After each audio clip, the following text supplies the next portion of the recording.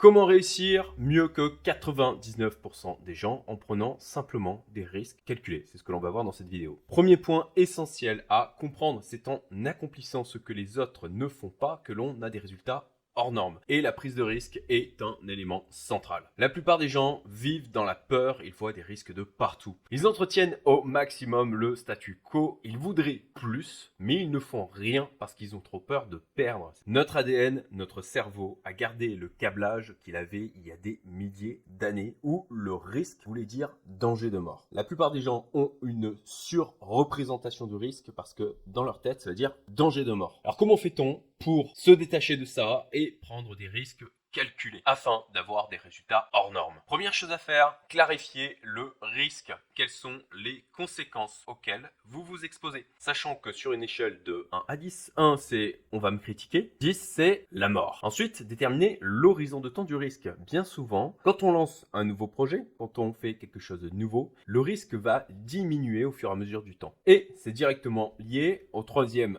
élément, la probabilité de survenance. Quelle est la probabilité de survenance du risque? Couplez-le à l'horizon de temps pour définir si la probabilité va diminuer au fur et à mesure du temps. Une fois que vous avez clarifié le risque, vous serez en capacité de vous le représenter correctement. Ensuite, clarifiez le reward, la récompense. Si on prend des risques, c'est pour obtenir quelque chose. Quel est le gain potentiel pour le risque que vous prenez? En tant qu'entrepreneur, investisseur, vous devez de rechercher une asymétrie risque-rendement qui soit maximale. Notion supplémentaire que la plupart des gens ignorent complètement, la notion de lissage du risque. C'est-à-dire que vous allez multiplier la même action et le fait de multiplier cette action va lisser le risque sur l'ensemble des occurrences. En clair, la probabilité de survenance du risque va au final diminuer sur la globalité. Donc, pour avoir des résultats exceptionnels, c'est assez simple, il faut aller là où les autres ne vont pas. Il faut donc aller à des endroits où il y a une surreprésentation du risque, c'est-à-dire que les gens n'ont pas fait ce travail de clarification du risque et de l'échelle de celui-ci, et ou une surreprésentation de la probabilité de survenance du risque. Exemple qui va venir illustrer directement la notion de lissage de risque, l'investissement en startup. Quand vous investissez sur une startup, vous avez une